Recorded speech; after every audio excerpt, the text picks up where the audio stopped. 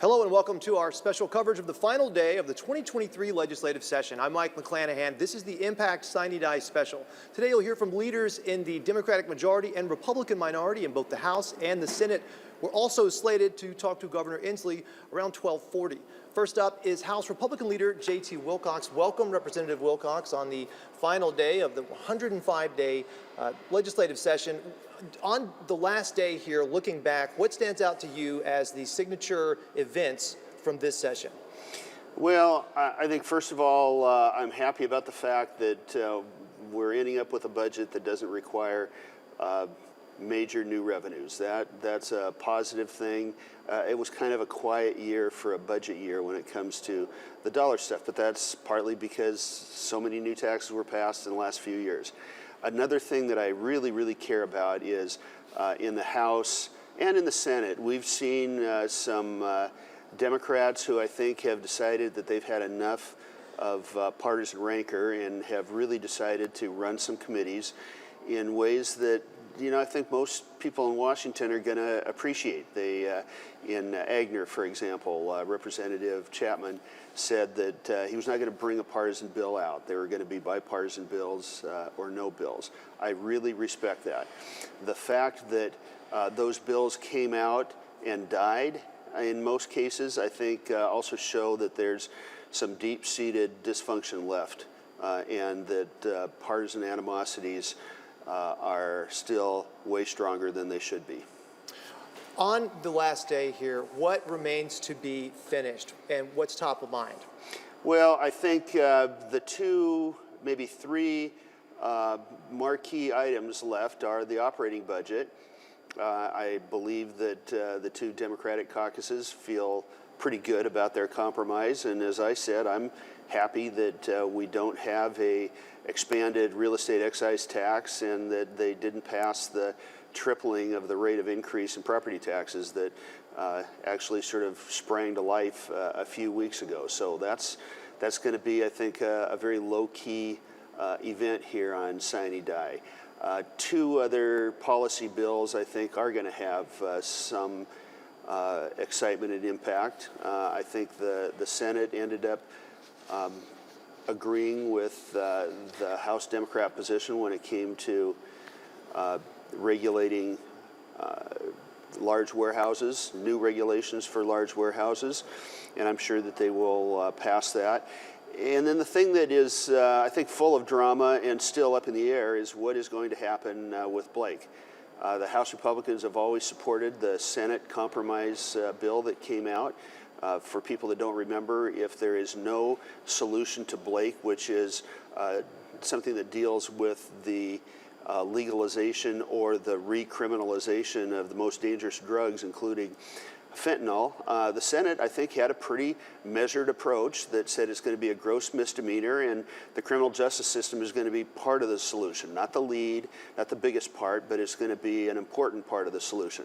The House Democrats ended up passing a bill that made it almost impossible to usefully use the criminal justice system, and it had too many off-ramps. After a lot of talk about compromise, what came out yesterday in a conference report was what I think is a fairly partisan bill that is not very effective in allowing the criminal justice to play a productive role in this. What would you like to see different? Well, first of all, I'm not sure that there's enough votes to pass that. That kind of remains to be seen. One of the things that we all in the Republican caucuses object to the most in the conference report is it allowed statewide preemption of the ability of local governments to decide whether or not they're going to have what they call paraphernalia handouts, needle exchanges, pipe exchanges, et cetera, et cetera. At this point, cities and counties and towns can decide whether they're going to do that and how they're going to do that. If this bill passes, local governments don't have an opportunity to regulate. That is one of the largest problems that we have with this, although it's better that it now allows for a gross misdemeanor. It just provides so many off-ramps that we're not sure that's going to be effective. On the public safety note, a different bill relating to the standards that police must use when deciding whether or not to engage in a high-speed chase obviously was a major issue coming into the session. A lot of talk about legislation to change the restrictions that were put in place in 2021, and the final bill did make some changes, but some have argued not enough, some have argued it goes too far. Where do you stand on it? Well, I've spoken about this extensively. I voted no on the bill, but I'm not unhappy that it passed. It made marginal increases in the ability of the police to give chase in a few cases. What it unfortunately didn't do is allow them to give chase when it comes to auto theft, and it doesn't really give them very much discretion in deciding that there's a situation that's so unsafe that we ought to be able to give chase. And the reason I feel that is we have victims right here in the Puget Sound area who lost loved ones because the police were unable to pursue stolen vehicles, and those stolen vehicles later killed people. The housing, the cost of housing, the housing crisis, the lack of available housing, the lack of affordable housing, these are also themes that we've discussed in previous legislative sessions for the past few years. A major theme coming into this session. One of the most talked about bills related to upzoning and allowing or sort of creating, or I would say overcoming obstacles to building multi-unit properties in areas that are zoned for single-family with single-family zoning. Where do you stand on the bill that finally came out of that? Well, we had a number of bills that address that, and to me there's an overarching theme of we are willing to spend money on public housing, but the only way to really solve this problem is to have enough private sector participation in this, and I think we missed a lot of opportunities there. The middle housing bill, which you're referring to, is a worthwhile compromise, and we voted for it, and I think that was a good bill.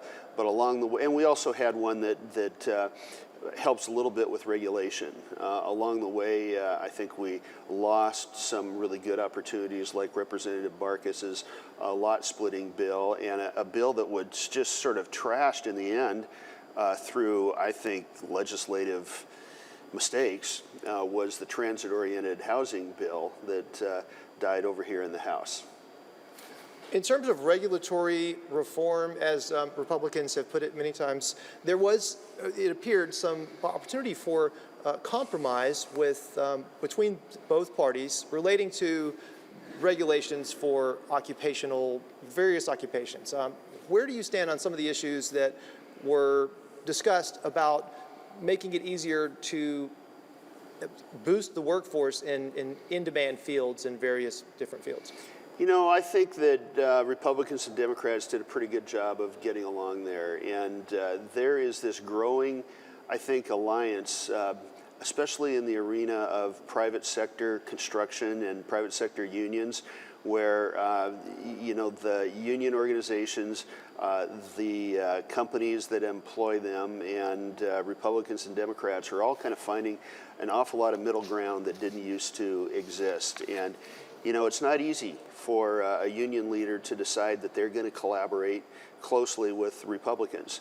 It takes some courage to do that, and I very, very much appreciate the fact that this is an arena that I think has become far less partisan than it might have been in the past. For the people that are watching who may be just listening in the background here, based on what happened here at Olympia this year, are they going to notice the most, in your opinion, if you could pick a few policies? Well, I think the massive number of dollars, the last number that I heard between various policies was somewhere in the neighborhood of $700 million into public housing. You know, unfortunately, building public housing is not very efficient, and that doesn't build anywhere near the number of units that are necessary, but that's a massive number and is you know, going to be noticed out there, to the point, you know, we worry a little bit about the capacity of our construction industry to absorb all that.